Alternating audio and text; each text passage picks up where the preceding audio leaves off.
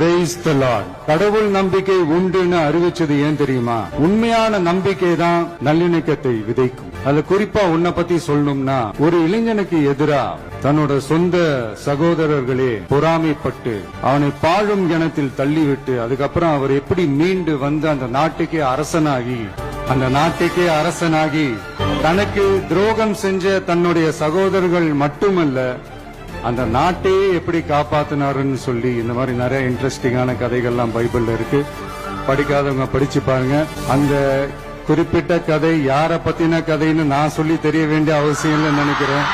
அது உங்க எல்லாருக்குமே நல்லா தெரியும். கடவுளுடைய அருளும் மக்களை மானசீகமாக நேசிக்கிற அந்த அன்பும் அதீத வலிமையும் அதுக்கான உழைப்பும் இருந்துட்டாலே போதும். எவ்வளவு பெரிய ஒரு போராட்டமோ ஒரு போரோ இல்ல எதிரிகளையோ ஜெயிக்கலாம் அப்படின்றதுதான் இந்த கதைகள்லாம் நமக்கு உணர்த்துது.